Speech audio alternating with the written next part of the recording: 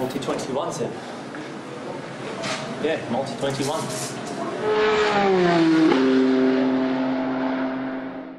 Bonjour à toutes, bonjour à tous et bienvenue dans un nouvel épisode de Multi-21. Un type d'émission, un format qu'on n'avait pas fait depuis longtemps, un format on y était. Et pour m'accompagner, une partie de l'équipe qui était aux 24 heures du Mans la semaine dernière, Pierre Meslay. Salut Pierre. Salut Clément, salut tout le monde. Et Thomas, grand vainqueur du jour puisqu'il avait routé pour la 51 et elle a gagné. Salut Thomas. Salut Pierre, salut Clément, salut à tous. Alors messieurs, on va revenir sur ces 24 heures du Mans 2023, la partie sportive et la partie donc événementielle, puisqu'on y était tous les trois. Il y avait aussi Monsieur Louis Matelin, mais qui n'est pas des nôtres ce soir. L'ineffable. Une grosse partie de l'équipe y était, enfin plus de la majorité. Et je voulais qu'on commence par toi Thomas, pour une raison très simple, c'est que tu y as été plus longtemps que nous. Nous on est arrivés durant le week-end, et toi tu as fait une partie de la semaine. Et je voudrais que tu nous racontes un peu justement ton expérience avant la course, toi qui as eu plus le temps d'apprécier les différentes parties de ce qui était proposé. Ouais, effectivement, moi je suis arrivé le premier et je suis reparti le dernier. Alors j'étais pas tout seul, enfin en plus de votre charmante compagnie, j'étais avec ma femme, mon fils et mon meilleur ami qui nous a accompagnés un bon moment de la semaine. Donc nous on est arrivé le mercredi, on est arrivé le matin dans la ville du Mans. Parce qu'il y avait une exposition organisée par plus ou moins par Ford France, de ce que j'ai compris, etc., qui était assez sympa avec des vieilles voitures. C'était plutôt cool dans le centre-ville, sur la place du jet d'eau. Et là, on a un petit peu appréhendé parce qu'on avait l'impression qu'il y avait vraiment beaucoup de monde. Et en fait, c'est juste que tu rentrais dans la partie vieille ville du Mans et ça faisait un peu goulot d'étranglement et donc ça bouchait un peu, mais c'était pas si catastrophique. Du coup, on est reparti juste après et on est arrivé dans le circuit, même dans le camping. Donc nous, notre camping était derrière la chicane Daytona en fait. On est arrivé sur les coups de 13 heures, quelque chose comme ça. Donc le temps de déballer, etc., de manger. On était vraiment dans le circuit à partir de 14h30, je pense, quelque chose comme ça. Et en fait, comme tu l'as dit, nous, ça nous a permis de tout faire en décalé. En fait, on savait qu'on avait les 5 jours, du coup, pour profiter de l'événement dans sa globalité, puisque le Mans, c'est pas que la course, il y a beaucoup de choses à faire autour. Et donc, en particulier, pour le village, on a fait une grosse partie du village et des activités qu'il y avait pour pendant le mercredi et le jeudi en fait. Quand il y avait des sessions d'essai, alors aucun manque de respect à ces catégories et à ces pilotes, mais je vais être assez franc, l'Euro de tout le Mans, la Porsche Cup et les Ferrari Challenge, les essais on s'en fout. Donc c'est à ce moment-là qu'on s'est décidé à aller dans le village et donc ça nous a permis de tout voir de façon assez calme, de pas avoir trop de monde, de pas faire trop la queue. Ça permet de prendre son temps, ça permet de flâner, ça permet de regarder à droite à gauche, ça permet de regarder les boutiques, ça permet de regarder tout ça assez calmement et puis de repérer les endroits qui vont commencer à te plaire pour la course. Et donc ça, c'était super appréciable. Même si le jeudi, il y avait beaucoup de monde, mais c'était une journée intéressante parce que c'était la journée de l'Hyperpole et il y avait quelques qualifs ce jour-là. Il y avait peut-être même une course, je ne sais plus. Non, il y avait peut-être pas de course, je sais plus. Mais il commençait à y avoir pas mal de monde et je me suis dit que ça allait être horrible. Et finalement, ça allait. Et donc ça, c'était cool. Et le vendredi, il y avait pas grand-chose. Et il y avait, par contre, en fin de journée, il y avait le track walk et l'expo de voitures anciennes. Qui était du musée et qui était bien sympa. Et donc pour tout ça, ça s'est très bien passé et c'était vraiment appréciable de prendre son temps et comme ça être sûr que pendant les 24 heures, on peut se permettre de faire que la course, aller à différents endroits, aller flâner à droite à gauche si on a envie, mais on a déjà fait l'essentiel avant et même avec un gamin, c'était hyper appréciable et on s'est jamais fait marcher dessus pour ainsi dire. On prenait le temps, on regardait un peu partout et c'était vraiment cool d'arriver aussitôt que ça. C'est vrai que contrairement à nous, tu as pu profiter. Tu es celui qui a vu le plus de moments de course finalement. Aussi parce que tu es celui qui a le moins dormi. Mais c'est vrai que j'ai dormi 1h30. De ce que t'as, et tu l'as dit, hein, les essais du Ferrari Challenge, même les courses du Ferrari Challenge, je trouvais que autant la Porsche Cup, il y avait un plateau qui pouvait, pour certains noms, être intéressant. Je pense notamment à Dorian Boccolacci. Autant le Ferrari Challenge, c'était vraiment. Oui, il y avait Denis Sauger aussi. Très intéressant. C'est pas du tout le même type de pilote. Il y a vraiment. C'est plus gentleman driver dans le bon sens du terme en Porsche Cup. C'est-à-dire que c'est des Oui. vrais passionnés avec un coup de volant et pas juste un mec avec un mec ou une nana d'ailleurs, avec un peu d'argent qui va acheter sa Ferrari au dealer du coin et puis va faire des tours de circuit mais à 40 secondes des premiers, quoi. C'est pas du tout le même état d'esprit. Et donc on voit pas la même course. Et effectivement, ouais, pendant la course, j'ai fait quasiment les 24 heures. J'ai dormi par bout de 10 minutes à Mulsanne. Donc même malgré trois Cadillacs, une Corvette, une NASCAR et tout le reste, on arrive à dormir sur les abords du circuit du Mans. Et c'est à peu près tout. Et après, on est resté jusqu'à la fin du podium. Donc oui, effectivement, on a fait tout ce qui était faisable.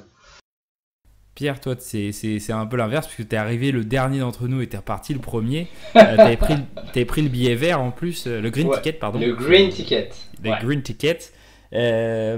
Comment t'as vécu justement ton avant-course des 24 heures du Mans, toi qui avais un timing plus serré pour aller un peu visiter ce qu'il y avait, et à quel point ça a rogné sur tes 24 heures pour pouvoir visiter les différentes parties du paddock? Alors, ce qu'il faut savoir, c'est au niveau du green ticket, il y a toute une procédure de validation qui se fait en amont de l'arrivée aux 24 heures. Ça, c'est déjà la première chose, c'est-à-dire vous vous engagez à venir sur du transport écolo, donc grosso modo, on laisse la voiture au garage.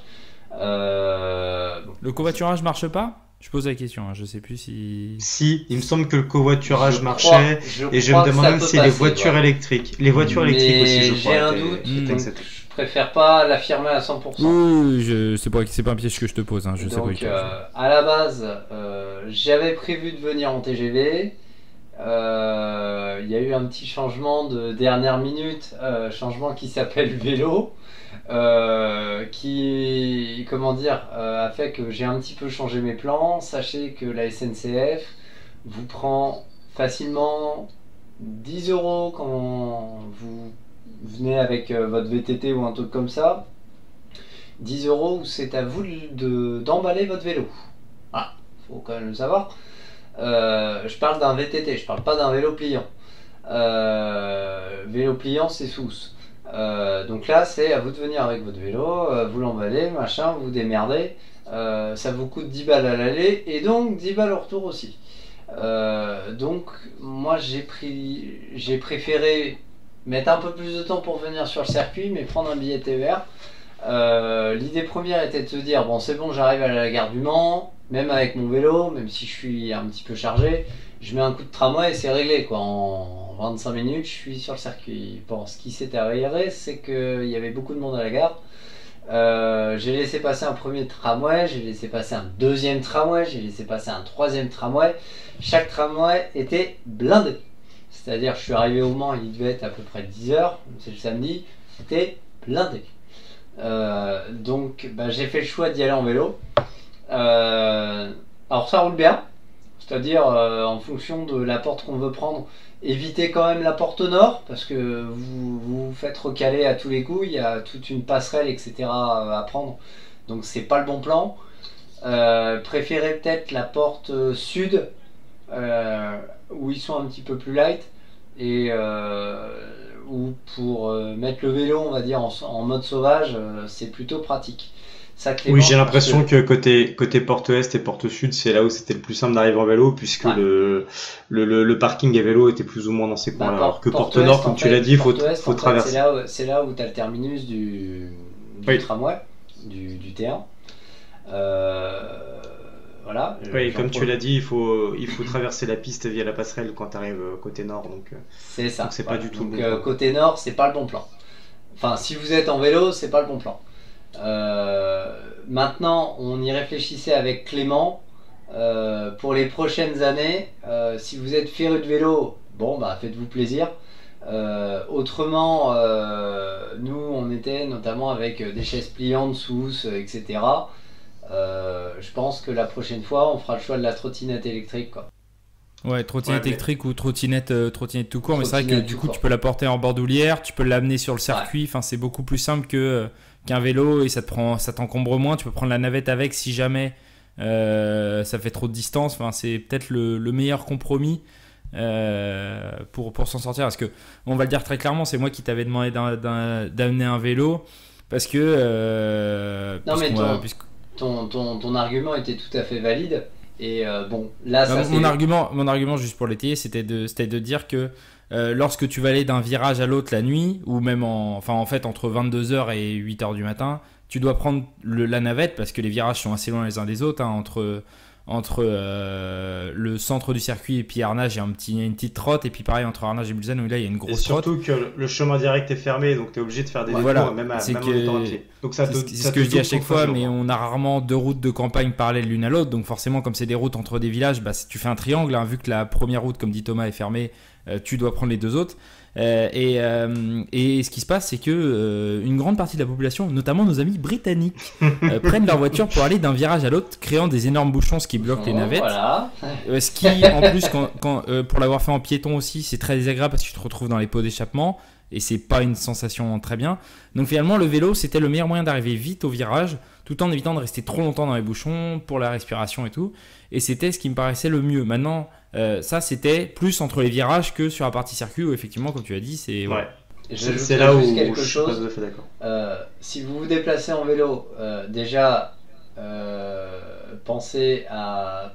Enfin, préférez peut-être la carte Michelin au GPS, pour la simple et bonne raison qu'au niveau réseau, c'est quasiment mort. Ça, c'est la première chose. Prévoyez de l'éclairage aussi sur votre vélo. Déjà, au niveau de législation, c'est obligatoire. Ça, c'est la première chose. Sachant qu'il y a la police qui est absolument partout. Voilà. Oui, et tout à fait. on est sur des départementales où il n'y a pas un éclairage public. Donc, il fait nuit noire. C'est noir de chez noir. C'est nuit noire. Donc, si vous voulez vous faire shooter par une bagnole, c'est le meilleur moyen. Ah ouais, non, justement, enfin, moi je suis pas tout à fait d'accord avec... Enfin, je partage pas votre point de vue en tout cas, parce que j'ai un ressenti différent. La trottinette, déjà, le problème c'est qu'il y a pas mal de terrains un peu accidentés. J'ai vu des gens, alors pas forcément de toute première fraîcheur, mais j'ai vu des gens faire des jolis soleils et des belles gamelles en trottinette électrique. Après, oui, c'est tout dépend de ton état, physique, oui. Tout dépend de l'état, mais même en étant à jeun, on va dire, ou en tout cas dans des bonnes conditions, si tu t'es tapé la nuit, tout ça machin, t'es jamais hyper frais, t'es toujours un peu fatigué et ça peut être l'occasion de se faire mal, surtout avec les températures là.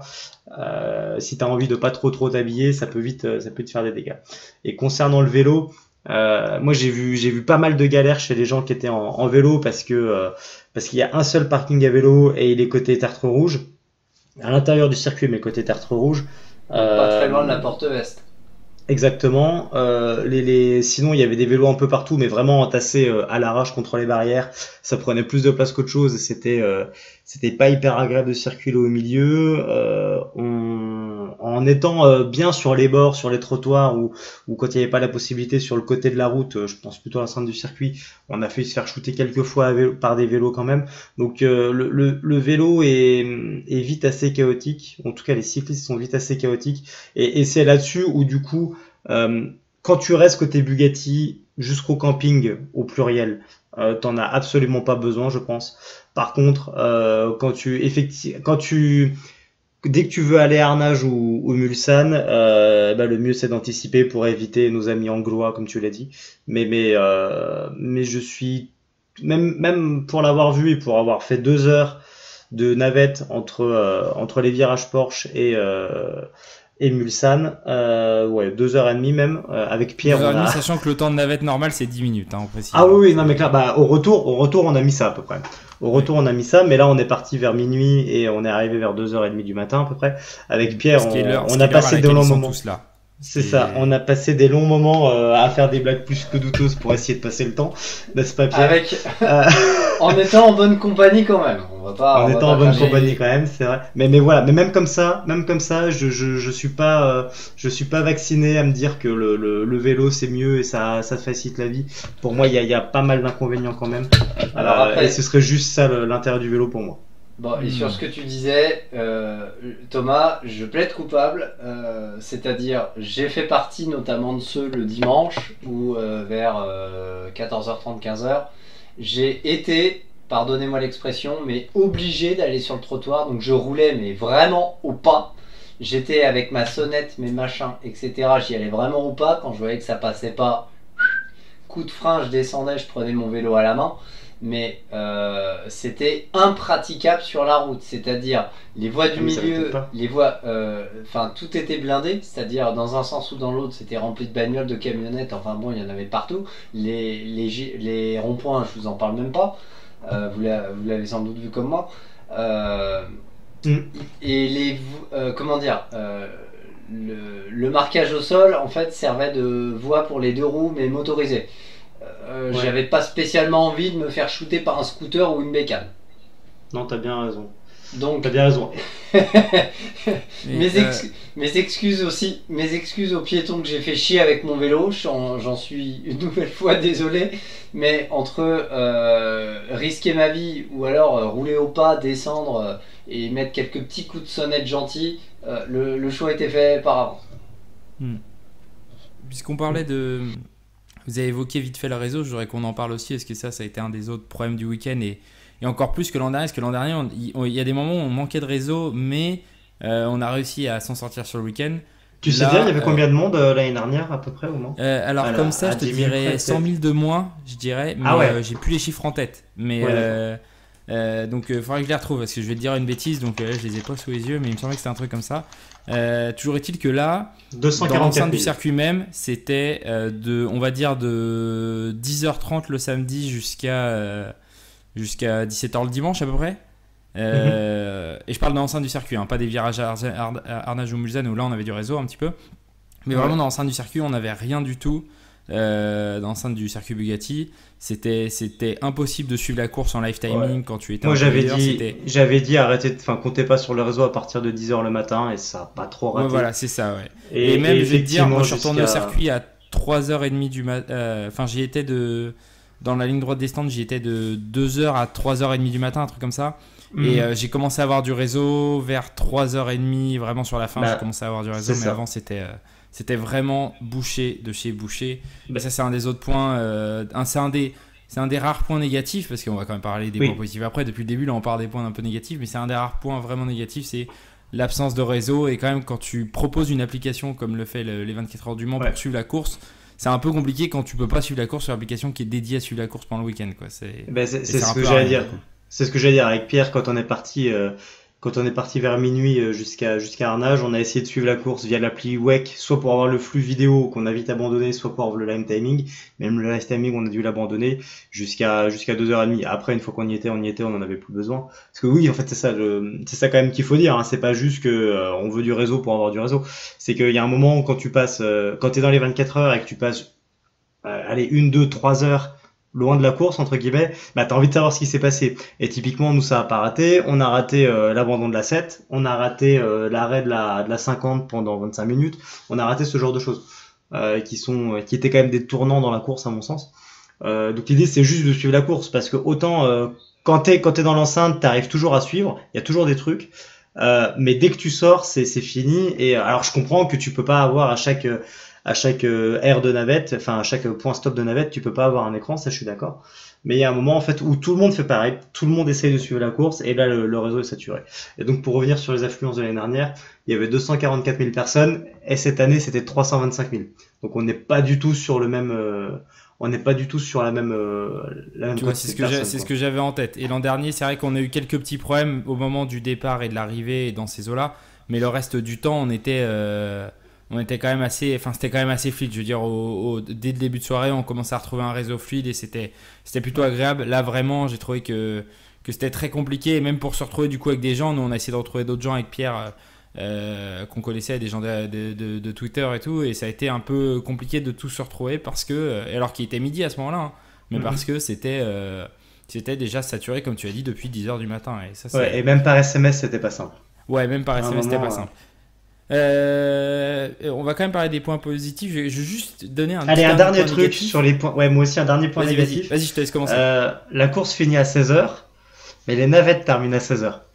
Donc c'est-à-dire que soit tu prends le parti de rater la fin de la course, ce qui est un peu dommage, pour aller à la navette pour rentrer à ton camping si tu veux récupérer ton camping, ou alors si tu fais comme moi, tu prévois pas que la navette s'arrête à 16h et tu veux profiter du podium, tu veux flâner, tu veux aller voir les voitures qui tournent, enfin qui sont parquées pardon au niveau des virages Porsche, etc.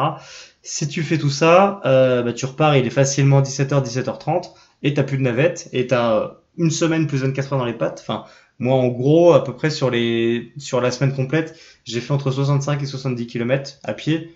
Donc bon, ça fait du bien, mais le soir, quand tu t'es tapé 22h30 sur les 24 heures, t'es content de rentrer.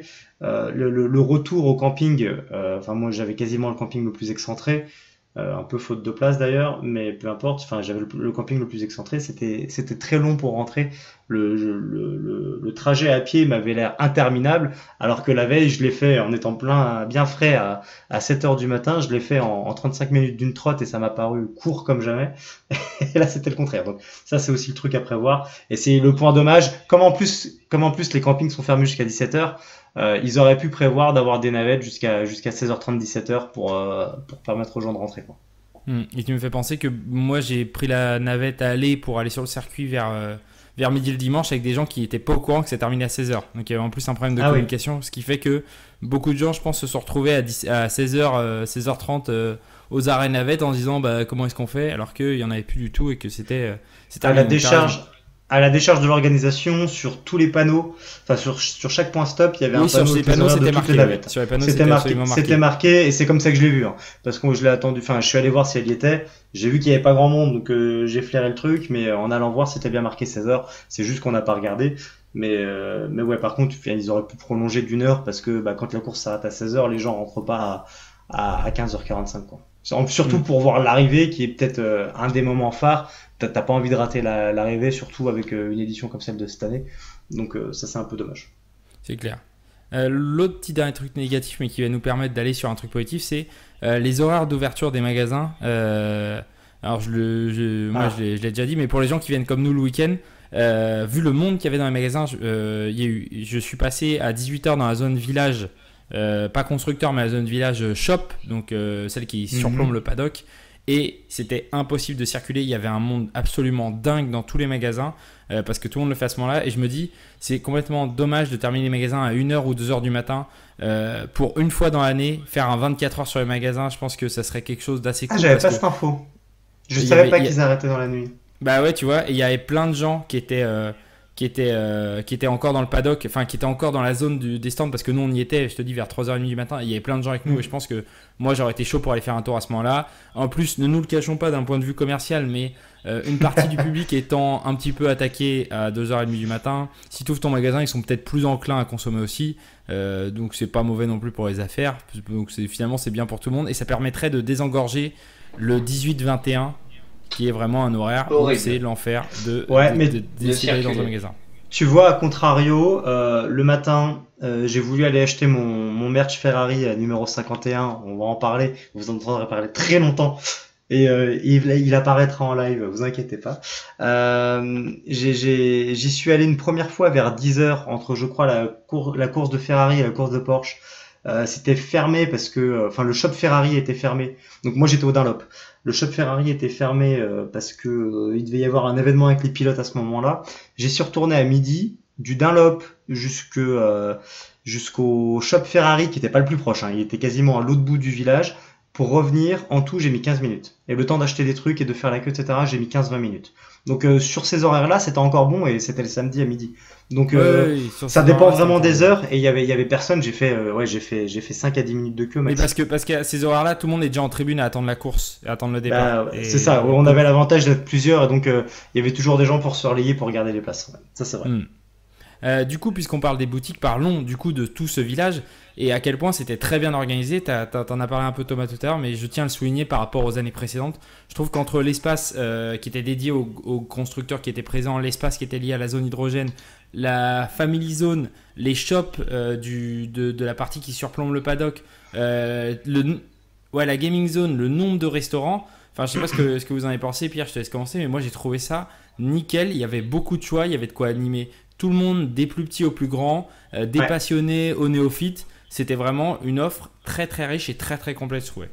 Alors je te rejoins, c'est-à-dire que ce soit pour des néophytes, pour des personnes, on va dire,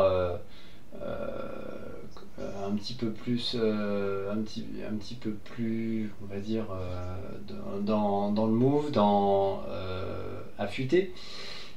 Il y avait vraiment du choix, c'est-à-dire il y avait des fan zones derrière les tribunes au niveau de la ligne droite de départ arrivée. Pareil, il y avait quelques animes, qui étaient quand même vachement sympas. Il y avait notamment, il me semble, pardon, un box où on pouvait s'entraîner à changer des roues, des choses comme ça. Tout à fait, absolument. C'était sur une F4, je crois, ou un truc comme ça. Comme expérience, c'est pas mal du tout. Alors après, on sait que, on va dire, chaque constructeur a son carré VIP, voilà. Donc bon, là on est on est carrément sur autre chose. Mais même sans ça, il y avait quand même de quoi faire. On rappelle que quasiment chaque soir il y avait un concert quand même. C'est pas quasiment tous les soirs, hein, du mercredi au samedi. Donc chose qui est quand même appréciable, alors que souvent c'était le concert le samedi soir et le reste. Non, l'an dernier il y avait déjà 4 concerts. Et le plus gros concert, souvent, enfin celui le plus ambiançant, ils le mettent souvent le vendredi et pas le samedi, pour justement éviter de faire trop d'ombre à la course le samedi. Et je trouve que ça fait 2 ans de suite qu'ils mettent un gros DJ le vendredi où les gens se rassemblent. Il y avait quand même Mika le samedi. Hein, il y avait quand même Mika, mais c'est une ambiance plus familiale, on va dire, que Bob Sinclair, qui était un truc qui a amassé vraiment, vraiment beaucoup de monde et qui a épuisé les foules. C'est ça, mais comment dire, il y avait vraiment ce côté très innovant, parce que bon, au niveau des fan zones, moi la dernière fois aux 24 heures, c'était en 2016 ou en 2017, j'ai pas souvenir qu'il y avait grand chose. On oublie quelque chose, mais on avait également la fan zone cinéma au niveau où il y avait à côté de la passerelle Dunlop. Exactement, où il y avait je crois des projections de films. Il y a eu Rush, il y a eu Rush. Il y a eu Le Mans 66. Il y a eu Le Mans 66. Il y a eu Le Mans 66.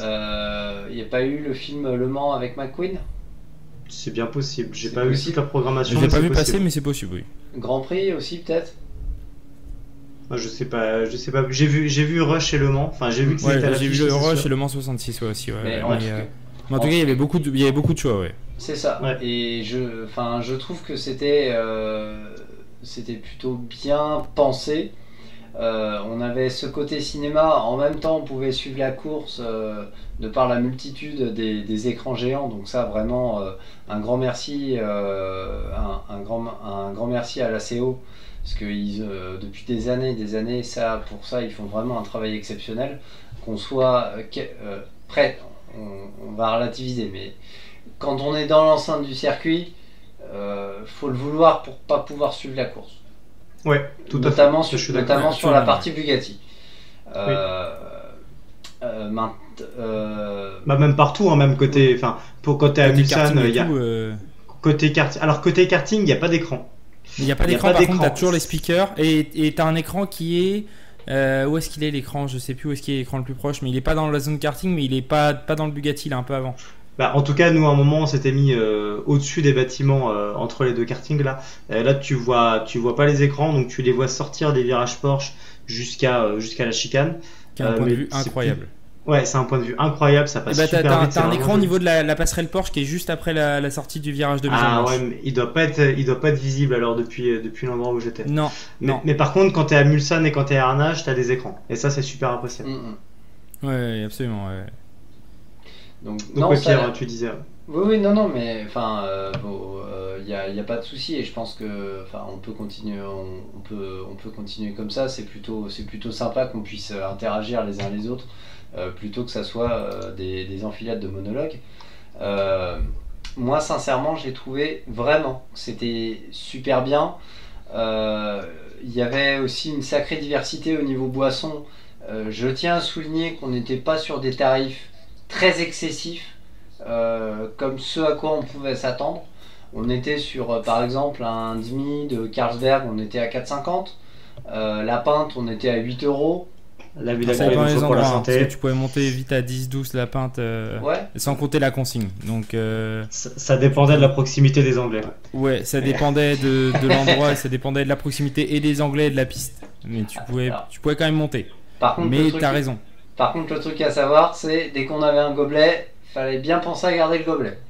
Et pas à s'en débarrasser, parce que sinon, à chaque fois. Sinon, c'est 2 € de consigne à chaque fois. Sinon, tu c'est pouvais les ramener. Tu pouvais les ramener et te les €. faire rembourser. Oui, Ouais. tu peux le ramener. Parce qu'on a eu des magnifiques. On a eu des gobelets. Le dimanche midi, on a eu des gobelets 24 heures moto, je crois. Ouais, alors, bon, ceux-là, ils n'ont pas été conservés. 24 heures du Mans 2022, 2021 Oui. et 2019. Eh ben, le 2022, nous, on l'a eu le jeudi. Ah, tu vois. On s'est mis au virage il y avait- Porsche pour il y avait l'Hyperpole et aussi on des avait déjà le il y avait aussi 2022. des gobelets collector. Ah, ça, j'ai pas eu. Ah, moi, j'ai pas eu. Moi, j'ai il y a- eu le droit aux anciens gobelets. Mais après, Alors, j'ai pas après, énormément sur le- consommé Il y de avait boissons. notamment les gobelets en avec gobelet, la mais- première affiche des 24 heures du Mans. Ah, ça, bah, tu c'était vois. cool. Ça, On ça, a n'était pas pas tous logés à la même enseigne. Mais sinon, pour revenir sur le merch, moi j'avais une toute petite critique sur nos amis américains.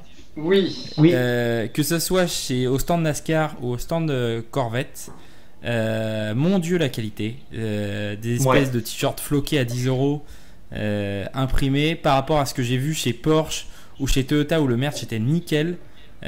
Ou chez Ferrari, Thomas peut en témoigner, il y avait vraiment des beaux trucs. Chez nos amis américains, ça faisait très cheap.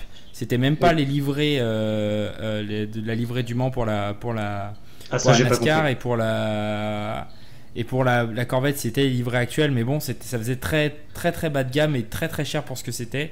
Et là-dessus, j'étais un peu déçu par rapport à d'autres magasins qui pouvaient parfois être chers, mais avec de la très bonne qualité. Là, c'était vraiment trop cher pour ce qu'on avait du côté NASCAR et Corvette. Oui, je suis d'accord. Je suis tout à fait d'accord.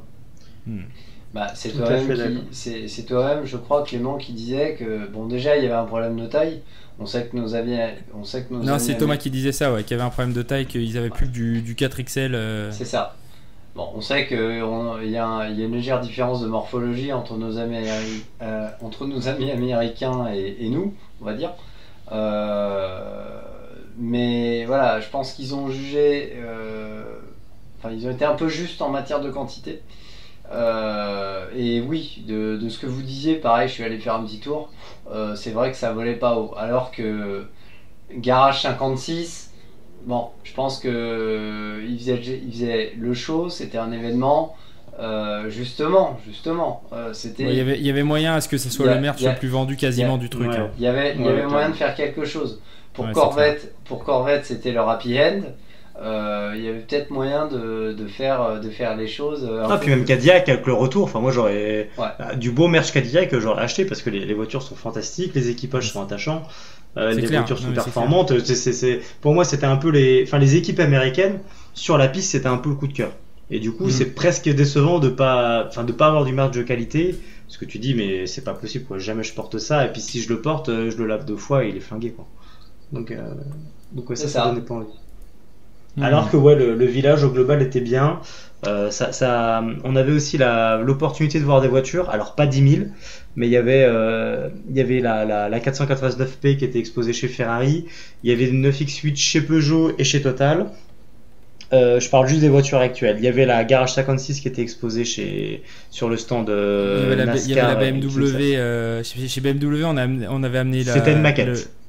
La LMDH et la Hardcar de 2009, 2012, je sais plus, la M3 GT2. 2011 ou 2012, j'aurais dit, ouais.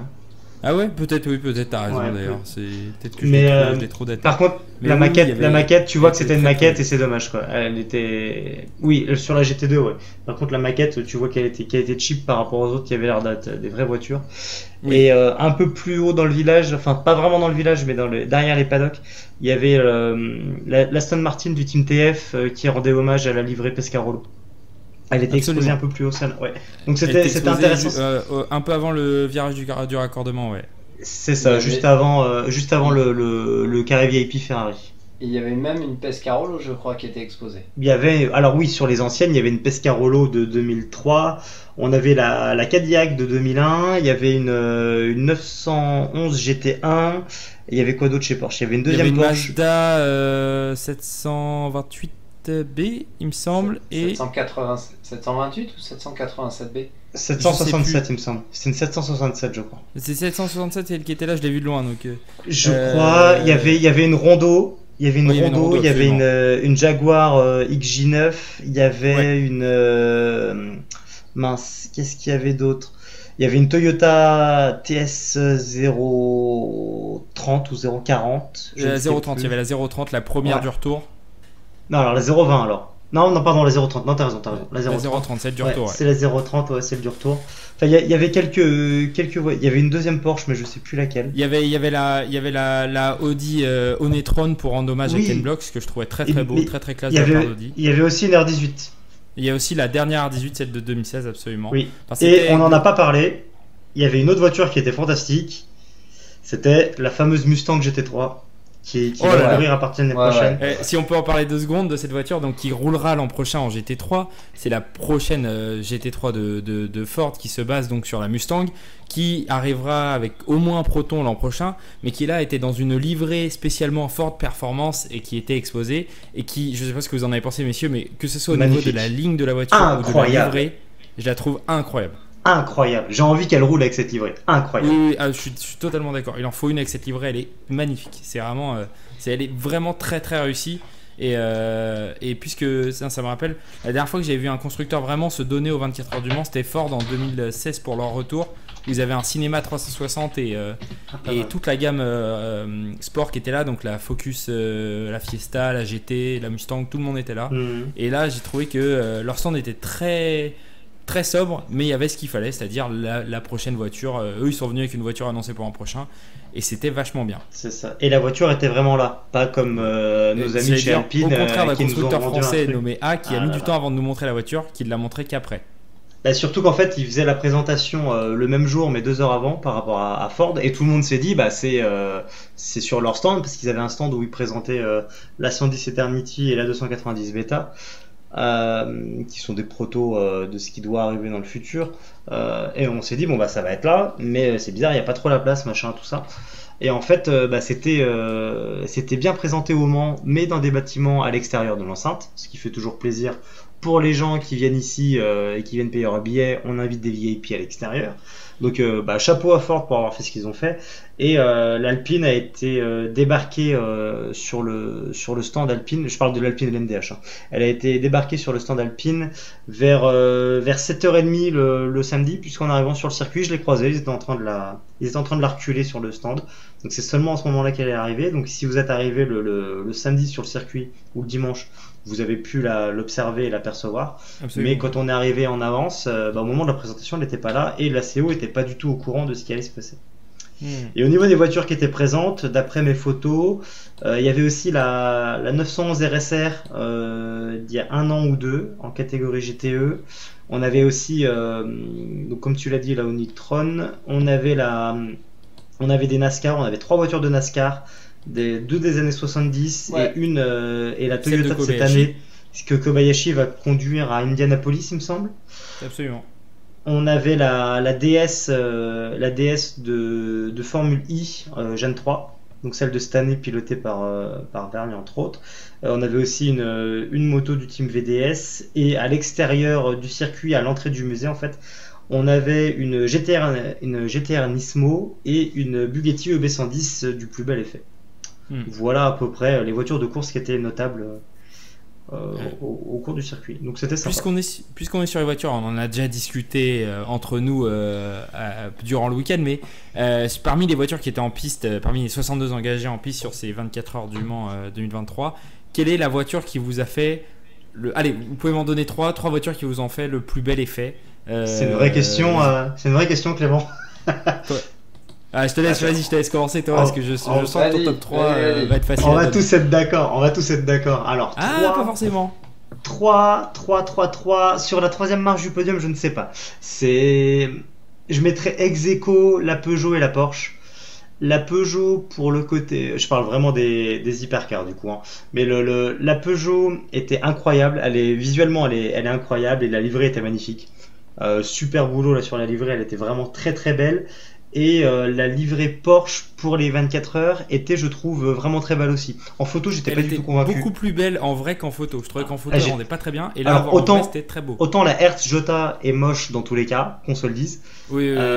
Mais alors, la livrée des 24 heures chez Porsche, j'étais agréablement surpris. J'ai trouvé très très belle. Donc, allez, je vais mettre la Peugeot devant, la Peugeot en numéro 3, la Porsche serait numéro 4, mais la Peugeot en numéro 3 parce qu'elle est parce que le modèle est fou et la livrée était vraiment très belle.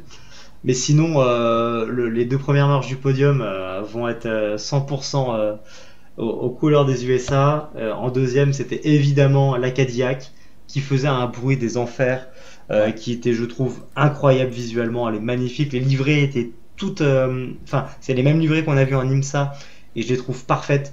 Noir avec devant le bleu, le rouge, le jaune qui reprennent les couleurs des Cadillac. Je trouve que c'est très très fort d'un point de vue de la livrée, c'est magnifique. Et le bruit était vraiment excellent. On reconnaissait bien le gros V8 américain. Et évidemment, tous ceux qui disent le contraire seront des menteurs éhontés. Évidemment, la numéro 1, c'est cette NASCAR. C'est cette NASCAR qui visuellement elle déchire les tympans, quel que soit l'endroit du circuit. Hein. Bah, la NASCAR, tu la sens, ensuite tu l'entends et ensuite tu la vois. Mais tu la sens vibrer dans tes tripes avant qu'elle. Ce qui est dingue, je trouve, quand tu la vois, c'est que, en fait, elle est tellement rapide et tu t'en rends. On a elle tenait une vraie NASCAR, c'est très lent sur un circuit routier, c'est pâteau. Ouais. Et là, la voir devant les GTE qui sont des machines de guerre et de la voir avec une telle aisance sur le circuit et cette espèce de.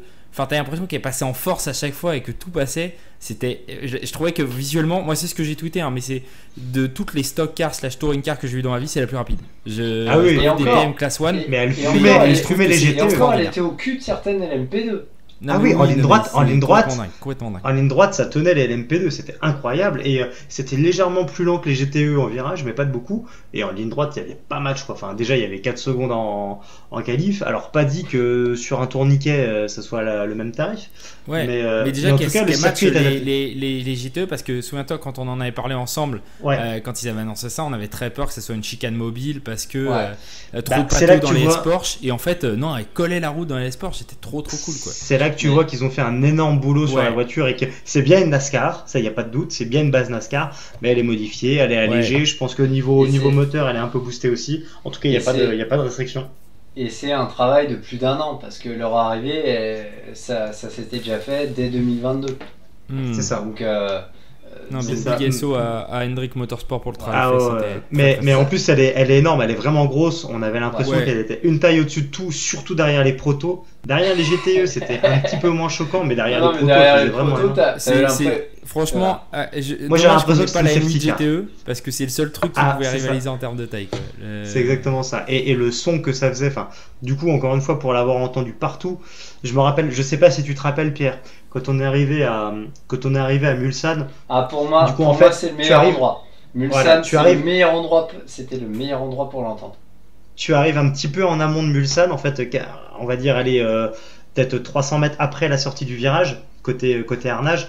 Et donc en fait tu marches et tu remontes la piste à pied et tu es vraiment le long de la piste. Donc t'as le rail, t'as le grillage après, 2 mètres plus loin et après t'as le terrain sur lequel on marchait. Et donc les voitures passaient, t'entendais du bruit, c'est pas le coin le plus agréable de nuit. Hein. Il y a un énorme, il y a des énormes projets en pleine figure. C'est pas l'idéal. Forcément, faut que ça soit éclairé. Mais ça garde éveillé. Et donc il y a les voitures qui passent. Il y a les voitures qui passent à côté de toi à pleine balle et tu sens et tu entends la NASCAR passer. C'est la nuit donc tu vois que des phares parce que là à cet endroit-là c'est pas encore éclairé. Tu vois juste 2 phares qui percent la nuit et tu sais quelle voiture c'est. Et à partir du moment où juste comme ça tu arrives à reconnaître la voiture sans la voir, juste en la sentant et en l'entendant, c'est le pari est gagné et c'était incroyable. À ce moment-là c'était incroyable. Et ça te tient éveillé. Enfin, moi, j'ai eu un coup de barre à ce moment-là. Je les ai entendus passer 2 fois. C'est bon, t'es reparti pour 2 heures. Et ils ont été grandement salués. C'est-à-dire, toi, pour moi, c'était les favoris. C'était les favoris du public. Hein. C'est clair. Voilà, je pense qu'il n'y avait pas. Bon, même si les essais, etc., on s'en fout un peu. Mais à chaque passage, je pense qu'en tribune, ça applaudissait.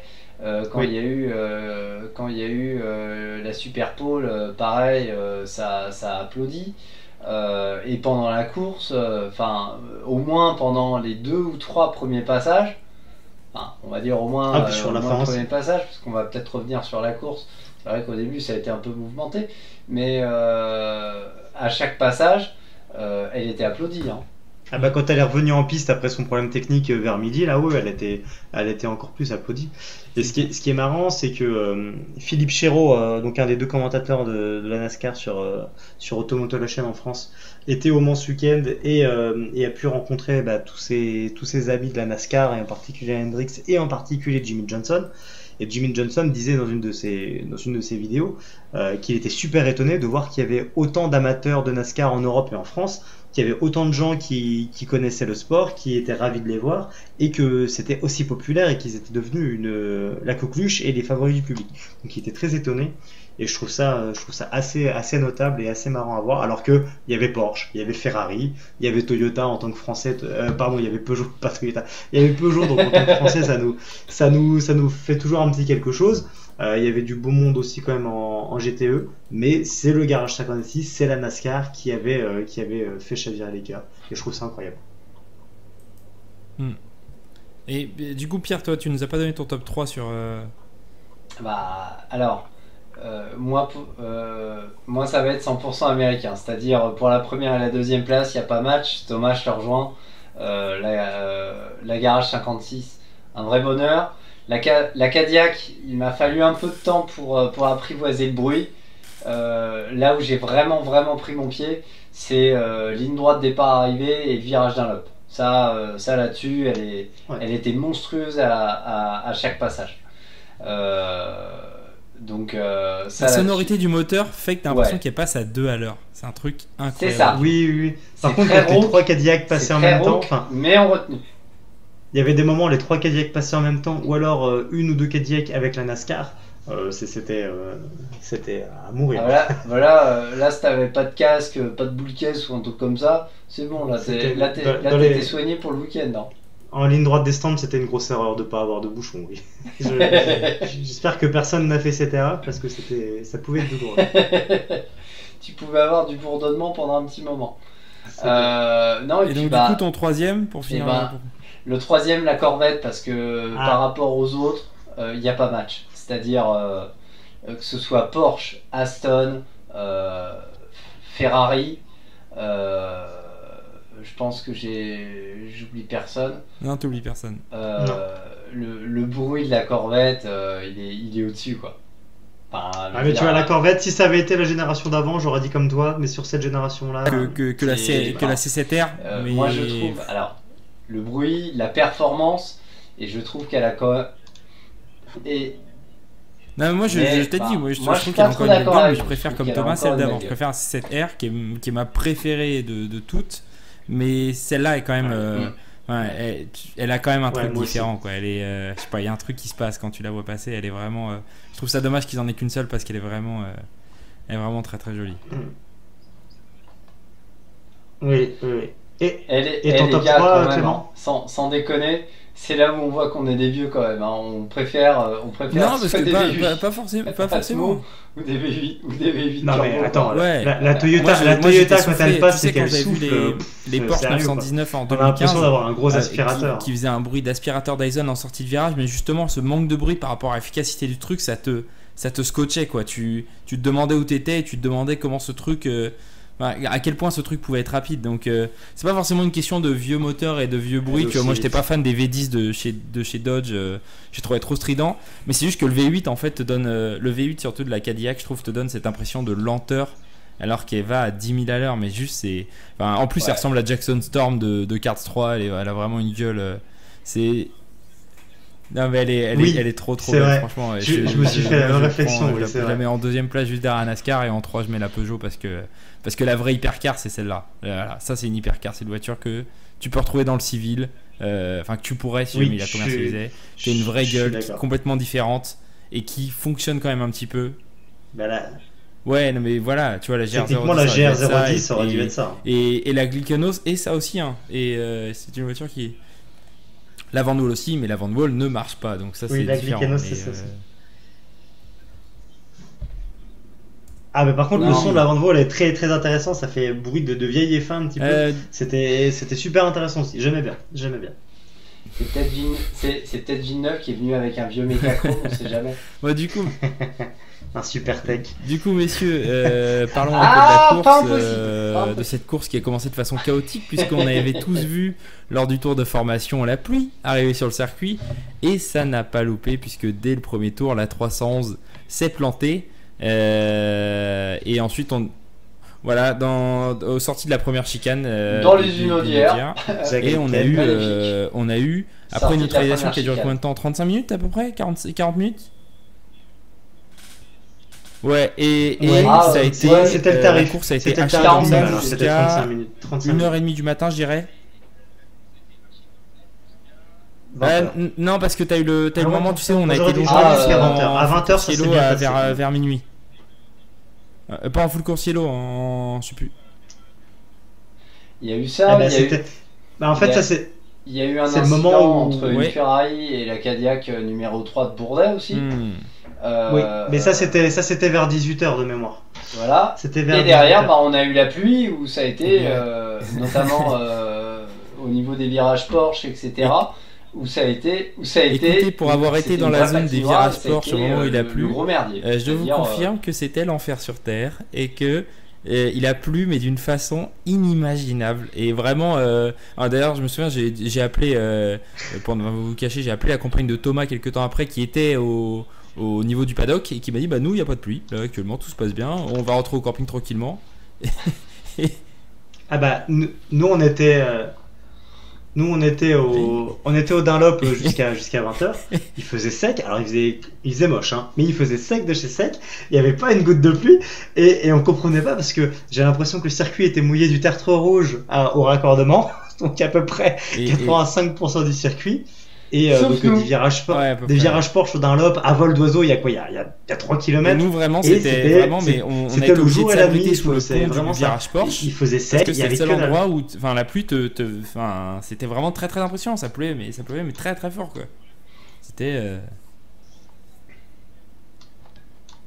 Ah, alors Et que nous, ils- pas du et- tout, et- pas du tout. Et en tout et pour tout, on a eu la pluie vers quelle heure il était, Pierre? Quelque chose comme 22h30, quelque chose comme ça. Ouais, On mais- a eu une mais on douche l'a- dans la ligne droite on l'a- des stands de 5 minutes ouais, et on c'est l'a ça. vu venir. On l'a vu venir, on a mis les ouais, tu kawaii. vois, Il a à ce plu, moment-là, nous, 5 on était minutes plus tard, on Indianapolis, les il y avait avait pas de enlevés, c'était bon. Donc c'est la seule pluie Et que nous 15 on a eue. Et pluie. 15 minutes Voilà. plus tard, les KO étaient secs. Vu la chaleur qu'il Et faisait. par contre, j'ai l'impression que dans le milieu du circuit, là où il y avait la zone de concert, oui, sur les écrans géants, on a Oui, vu un oui, bout du oui. concert de Mika. Il avait l'air mouillé aussi, c'était pas de la transpiration. Donc il y avait l'air d'avoir un microclimat aussi à l'intérieur. Et donc du de coup, la zone si on revient de sur concert qui cette, était sur cette aussi première vachement- partie de course qui a été vachement hachée et avec des procédures de safety car qui ont été très longues, comment est-ce que vous avez trouvé ces procédures de safety car? Je sais que Pierre, toi, tu as bien apprécié le fait qu'on mette les voitures dans l'ordre sur la première, mais sur les suivantes, on a été... Voilà, Sur- c'est ça, que- c'est ce que j'allais que- dire, c'est que que sur sur la la suivante, moi je me première, souviens de celle j'ai de été minuit beaucoup moins qui a été fan. très très longue, justement le moment où on a commencé à retrouver les Peugeot bien en tête, ça a été... Enfin, il y a un moment où nous, dans les droits des stands, clairement, vers minuit et demi, je crois, si mes souvenirs sont bons, ou c'est peut-être un peu avant, où des gens ont commencé à partir parce que il ne se passait plus rien, mais vraiment plus rien sur la piste. Et c'était assez dommage, et dommage aussi que ça ne soit pas mieux communiqué, puisque des gens, vraiment, moi quand j'étais en tribune après le départ à 16h, pendant ces 40 minutes d'interruption, beaucoup de gens se demandaient pourquoi est-ce qu'on ne repartait pas alors que tout semblait prêt. Et ça, là-dessus, je trouve que, je sais pas s'il y a eu un manque de communication ou si les gens n'ont juste pas lu les règles, ce qui est possible aussi, hein, mais en tout cas, ça a créé un petit moment de frustration parmi le public. Alors, en fait, il y a eu deux choses. C'est-à-dire. Je peux comprendre. tout le Et monde puis dans justement, l'ordre, ça évitait des grandes à la suite du remontées premier tour, alors qu'il y avait c'est encore pas une piste méchant. un peu mouillée. Là, on était tous d'accord, je pense, pour dire que c'était la chose la plus Voilà. intelligente à faire en termes de sécurité. Donc, non, mais ça là-dessus, il n'y a pas de souci. Il faut aussi se souvenir que ce qui a pris du temps, c'est le rail où la 311 a tapé a été touché. Donc il a fallu bricoler le rail quand même. Et ça Ouais, a pris mais- du temps. Ouais, mais tu vois, c'est là où je suis pas tout à fait d'accord. Alors celle de minuit, moi je l'ai pas vécu parce que j'étais en train de faire la queue pour la navette pour aller à Mulsanne avec Vous Pierre. avez bien fait. C'est Mais, c'est là où on a mais passé un c'est- très bon moment avec de très bonnes blagues. C'est ça. Voilà, On mais pourra vous celle proposer un en making of si vous voulez. Ouais, mais en off. Hein. Ouais. Il y a des choses qui se racontent pas à l'antenne. Non, mais sur celle de début de course, on va dire là. Moi, le problème que j'ai vu, c'est que on a mis beaucoup de temps déjà avant de se décider à renvoyer les voitures dans le tour. Autant j'ai pas d'avis sur le fait d'avoir une seule ligne de safety car ou d'avoir 3 safety cars comme on avait avant. J'ai pas d'avis parce que il y a eu beaucoup de courses qui ont été gâchées par des pilotes qui se sont fait prendre entre 2 safety cars et qui ont dû reculer vers la safety car d'après, etc. J'ai vu pas mal de courses dans le passé être gâchées par ça, donc qu'on l'enlève, c'est pas forcément une mauvaise chose. J'ai pas d'avis là-dessus, les deux spécificités étaient bonnes. Par contre, moi ce qui m'a dérangé, c'est que c'est le temps avant lequel on se décide à libérer les voitures pour les remettre dans le tour. À un moment, il y a une confusion. Les LMP2 ont laissé passer les GT, qui ont laissé passer les hypercars, et puis les LMP2 sont repassés entre les deux. Donc rien que ça, on a perdu du temps. Et des fois, on se disait, bah, c'est bon, ça peut partir. Et finalement, ça reprend un tour de plus. Sauf qu'un tour de plus, quand on est au Mans sous safety car, eh ben, un tour de plus, c'est 8 minutes. Et donc, c'est pas la même attente. Et ça, on l'a eu plusieurs fois. Et avec la spécificité du WEC, et encore plus au Mans, où on a des slow zones, je comprends pas qu'une safety car dure autant de temps. Tu as une zone d'intervention, tu es en slow zone, tu es au pit limiter à 80, il va rien se passer, et on l'a vu des tas de fois, hormis les zones d'arrivée et de sortie des slow zones qui peuvent être un peu compliquées. Tu parlais de Bourdet tout à l'heure, et où on a parlé de la Toyota numéro 7, c'est exactement ce qui s'est passé, c'était en entrant de slow zone, la voiture derrière elle l'a pas vu, et il y a eu un empilement. Mais ouais, c'est ça. Mais à partir du moment où c'est bien défini, où tout le monde le sait, tout est bien communiqué et qu'on sait faire ça, je comprends pas qu'on trahisse la course aussi longtemps en fait. Moi, c'est surtout ça qui m'a dérangé. Alors peut-être qu'avoir 3 safety cars aurait permis de neutraliser moins longtemps, juste pour regrouper un tout petit peu les 3 paquets de voitures. Et ensuite on laissait repartir, et puis il y avait slow zone quand il fallait avoir slow zone. Mais c'est le problème. Après, un autre problème de la slow zone, à mon sens, c'est que les slow zones apparaissent en milieu de ligne droite ou en sortie de virage. Pour moi, la slow zone devrait être d'un point de corde à un autre point de corde. Parce que c'est du coup, tu es déjà sur des moments où tu es en vitesse minimale par rapport au virage, donc tu ralentis pas plus. Donc ça évite cet effet d'accordéon, et ça évite de rater, en début de réaccélération, un panneau, de rater une slow zone signalisation. était en plein milieu de la réaccélération. C'est exactement. Bah, juste après la Dunlop, juste après la chicane. C'est ça. Absolument. Et c'est aussi ce qui est arrivé à la Toyota entre les S de la Forêt et le Tertre Rouge. Mais on en a vu plein, et on a vu aussi Dorian Boccolecci se faire avoir en Porsche Cup le dimanche matin sur la même chose. Enfin, on en a vu plusieurs de ces exemples. Donc pour moi, slow zone, ça doit être de point de corde à point de corde. T'es à la vitesse mini dans les deux cas, et au moins tu sais que t'arrives en fin de freinage et tu repars en début d'accélération. Enfin, ça paraît logique dit comme ça, mais pour moi c'est la meilleure chose à faire. Donc c'est ça que je comprends pas. C'est le durée d'intervention de ces safety cars qui durait 35 à 60-65 minutes à chaque fois, ce qui est très long. Même pour une course de 24 heures, c'est très long. Et je pense que ça nous a enlevé pas mal de spectacles. Alors, ça surtout pas dans des moments où justement quand on s'est retrouvé avec toutes les hypercars pas trop avec pas beaucoup d'écart, et puis les Peugeot qui étaient dans le match, on avait tous envie que ça reparte. On avait vraiment tous envie de. C'est le moment où vous étiez un peu dans les transports, vous, mais sur le circuit, tout le monde avait envie que ça reparte, que ça se batte, et que on voit à la régulière avec un pack groupé qui pouvait se revenir. En plus, j'allais dire, c'est le moment où la Hertz Jota est revenue, mais non, c'était après, parce que la Hertz Jota venait déjà de se planter. Mais même dans l'étape d'avant, quand il y avait Jota, t'avais toujours envie que ça reparte, et ça mettait Milan, et ça créait, comme tu as dit, une frustration, alors que ce qu'on voulait voir, c'était les voitures se battre, et c'était un peu, de ce côté-là, c'était un peu dommage. Après, à part la correction des slow zones qui doit être appliquée, comme tu l'as dit, et moi je suis totalement d'accord avec toi, c'est d'un point de freinage à un point de réaccélération du virage suivant, même si entre les deux c'est la grande ligne droite de Mulsanne, et tant pis, c'est pas grave. Je préfère ça à ce que... Peu importe, parce que quand tu regardes, typiquement, il y a une slow zone à un moment. La slow zone partait de 150 mètres après Mulsanne, et elle s'arrêtait quelque part vers Arnage. Donc au final, les longueurs, elles sont déjà là. Les longueurs sont déjà là, parce qu'en fait, c'est entre les postes de commissaires.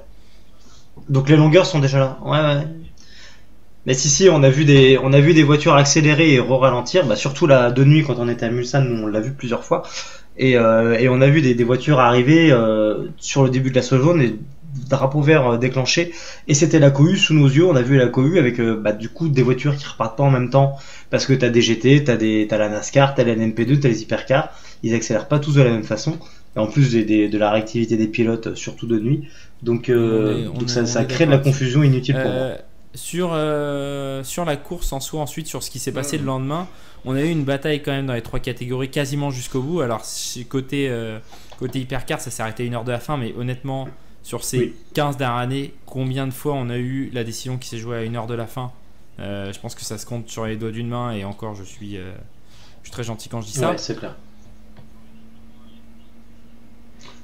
Bah pour moi et encore, c'était pas de la perf, c'était pas une question de perf. La course qui remonte, ouais. Mais même, je crois que c'est à 2h30 de l'arrivée, un truc comme ça, hein, qui remonte. Hein. C'est à 1h30 de l'arrivée qui remonte? Ah, c'est aussi. D'accord. 1h30. Oui, bah, je te fais confiance. Ouais, il me semble qu'elle l'a passé à 1h, 1h30 de l'arrivée. Ouais, je disais que là c'était sur des faits de course en plus cette année. C'est pas sur de la perf. Ça s'est pas joué que à la perf. On peut reparler de la pop en long, en large, en travers, mais pour moi elle a pas eu d'impact sur le match Toyota Ferrari. C'est vraiment le fait que d'un côté, il y a eu un changement de capot à cause d'un écureuil chez Toyota, il y a eu le plantage d'Irakawa. Dans l'autre côté, Ferrari, Pierre Guidi s'est planté redémarrage à 51 aussi. Il a perdu quelques dizaines de secondes. Il y a eu les problèmes, il y a eu les 2 problèmes de redémarrage de la 51 qui nous ont fait extrêmement peur vers midi et vers 15h. Donc là aussi, mais c'est à ces moments-là, et ça s'est joué sur ce genre de choses. Ça s'est pas joué sur de la perf parce que en termes de perf pure, je pense que ça finissait dans les 10 secondes à l'arrivée, parce que c'est ce qu'on a vu quand Hirakawa se plante.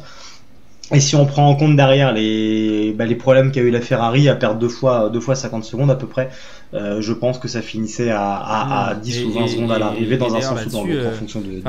La Bob pour moi était plus ce qui était super pour avoir, après les années de domination Toyota, c'était génial. Au LMDH qui ont pu profiter de cette Bob là, ce qui a peut-être à un moment nous a un peu mis le doute sur qui pouvait gagner la course, mais tu as raison, entre les deux on n'aurait pas eu cette erreur de Hirakawa, on aurait peut-être pu aller jusqu'à la fin avec cet écart là, et quand tu vois ça, quand LMP2 ça s'est joué, les 2 voitures étaient dans le même tour et que on se posait la question jusqu'au bout, avec un Fabio Scherer qui a fait la dernière partie de course en étant blessé, quand LMGT-EAM t'as eu quoi, t'as eu un tour d'écart à la fin, alors ce qui peut paraître énorme, hein, c'est pour des GTE où on a été habitué à beaucoup moins, mais la bataille en réalité a été beaucoup plus importante que ça, et c'est la dernière neutralisation, celle de Fassbender, qui a un peu libéré la corvette de ses concurrents.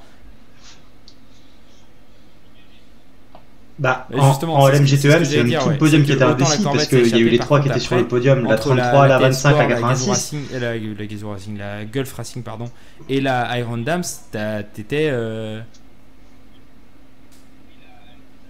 Et il y avait aussi la F-Corset et la Project One qui étaient dans le match très longtemps. La course, oui, en plus, oui. Donc tu as raison, oui. Non mais c'était jusqu'au bout. Enfin, on a eu 3 catégories où vraiment tu ne savais pas regarder les yeux. Et, donc il y avait 6 voitures pour le podium. On a eu ce commentaire ensemble, mais ironique de se dire, pour une fois, peut-être que la LMP2 était la moins intéressante des catégories. Et d'habitude, c'est celle qui nous fait le plus vibrer. Là, les 2 autres étaient tellement folles que le MP2, oui, c'est cool. Tout à fait. J'ai quasiment pas regardé le LMP2 en fait, pour ainsi dire, parce que sur le GT c'était vraiment le plus serré. Pardon. Et sur l'hypercar, c'est là où il y avait le plus de surprises, parce qu'on s'attendait pas à ce que Ferrari soit aussi rapide aussi longtemps. Enfin moi le premier, je pensais qu'elle passerait pas la nuit. Je vais être tout à fait franc avec vous. Coup de bluff total, mais je pensais pas qu'elle passerait la nuit. Les Peugeot qui, jusqu'à ce que Menezes se plante vers 3h du matin, Ah bah alors écoute, oui, non, parce que je l'ai vu passer au ralenti à 3h39 devant moi. J'ai ce souvenir Ah c'est ça, ouais, elle met une demi-heure entre le moment où elle se plante à la chicane et le moment où elle arrive dans les stands, elle met une demi-heure. Elle met une demi-heure, donc effectivement c'est ça qui fait les 4 heures. Mais à 3h39, je me rappelle l'avoir passé, pourquoi cette heure là je ne sais pas, mais je me rappelle l'avoir passé à Mulsanne à ce moment là. Mais oui, enfin du coup pour moi Peugeot pouvait prétendre au podium à ce moment là encore, parce que ils étaient deuxième, donc on savait que Toyota allait remonter. Ferrari était devant et allait rester devant, Toyota allait remonter, Cadillac pouvait remonter mais j'en suis pas si sûr. Je pense que Peugeot avait le rythme pour faire jeu égal jusqu'à la fin. Et ce qui est bien, je trouve, c'est qu'on peut pas dire que la BOP a donné la victoire à Ferrari ou l'a retirée à Toyota. Toyota a perdu la course probablement par ses propres erreurs. Je pense à Hirakawa par exemple, qui a perdu tout seul, il a dû perdre quasiment 3 minutes. Et la course, elle se joue là, à mon sens. Mais Ferrari avait 13 kilos de moins que Toyota. Par contre, je crois qu'ils avaient 1,5 mégajoules de moins sur l'ensemble du relais en termes d'énergie. Donc je pense que les deux se compensaient. C'est-à-dire que la Ferrari était peut-être plus rapide en perf pure, mais la Toyota pouvait être plus rapide plus longtemps. Donc pour moi, sur l'ensemble d'un relais, ça s'équilibrait. Sans compter sur les choix de pneus, c'est-à-dire on a bien vu. Sans compter sur les choix de pneus. En plus, ils étaient décalés tout le long. Il y avait des stratégies différentes, c'est-à-dire Toyota est parti en soft, quand Ferrari a préféré partir en médium. C'est ça, et tout le long, là, jusqu'à la fin, il y avait un pit d'écart sur les changements de pneus. Donc ça fait que des fois, il y avait un pit qui durait 15 secondes de plus chez Toyota, parce qu'ils changeaient les pneus, et le pit d'après c'était Ferrari, donc l'écart au bout de, je sais pas, un pit c'était à peu près un peu moins de toutes les heures. À ce moment-là, ça se regroupait un petit peu plus. Donc ça c'était sachant qu'on changeait de pneus, je pense tous les 3 ou 4 pits. Donc ça c'était intéressant. Mais comme tu l'as dit Clément, moi c'était mon avis depuis le début. On n'était pas tous d'accord là-dessus, mais moi c'était mon avis depuis le début. Les LMDH allaient être à la traîne parce que ça reste des grosses LMP2. À un moment où il faut appeler un chat, alors que les hypercars sont faites de façon beaucoup plus libre, donc les hypercars allaient être devant quoi qu'il arrive. On a voulu rassembler tout le monde pour le spectacle et ça a profité au LMDH, mais je pense que les temps de qualif qu'on a vus avec des LMDH elles étaient en combien, 3,25, quelque chose comme ça je pense, les premières. On doit être dans ces eaux-là, 3,24,5 pour la première Porsche.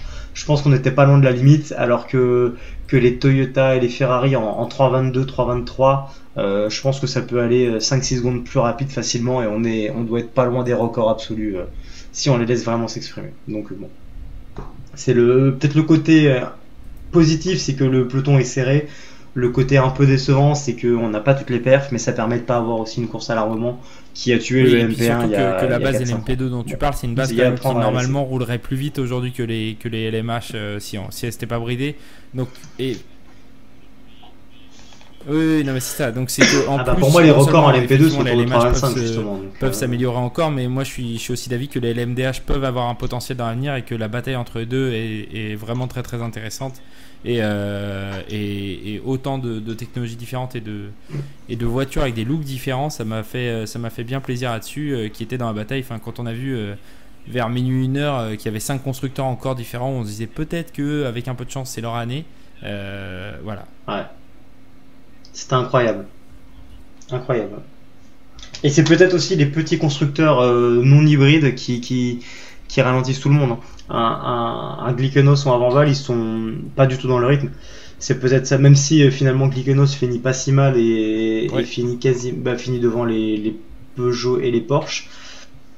Mais c'est peut-être eux qui ralentissent un petit peu tout le monde. On l'a vu l'année dernière quand il y avait seulement l'autre LMP2 de chez Alpine, la Glickenhaus et les Toyota. Des fois Glickenhaus et Alpine avaient leur moment de gloire, alors qu'on sait tous qu'en rythme pur il y avait pas match quoi. Donc je pense que c'est ça que de mémoire à Sebring la pole a été faite plus rapidement en IMSA qu'en WEC, sachant qu'en IMSA tu n'as pas Vanwall et Glickenhaus à prendre un bop. Mais il y a BM. Alors, BM, ils avancent pas. Je voulais vous demander aussi, messieurs, pour terminer, quel a été votre spot préféré du circuit pour regarder la course? Ouais, ton point de vue préféré. Donc le point de vue. Vas-y Pierre, ouais. Vas-y Pierre, je suis pas encore décédé. Ouais, je suis un petit peu enquiquiné aussi, mais alors pour moi il y a 2 endroits. J'ai adoré Mulsanne, bon même si j'ai un peu pioncé. T'as fait un beau rompiche. Hein. Ah en bas de la butte de Mulsanne, t'as fait un beau rompiche. J'ai jamais vu quelqu'un aussi serein avec des monstres de 1000 chevaux à côté. Ah bah écoute, tu peux dire merci au vélo. Je pense qu'entre le vélo plus l'attente au niveau des navettes, voilà quoi. Plus le fait qu'il avait fait chaud, du coup il avait fallu que je m'organise un petit peu en décalé et tout, donc voilà. Ça, plus les allers-retours camping, machin, etc. Même s'il n'y en a pas eu beaucoup, il y en a quand même eu quelques-uns. Donc non, ça, non. Donc blague et témoignage à part. Non, Mulsanne, je l'avais pas fait la première fois, mais là, c'était vraiment unique.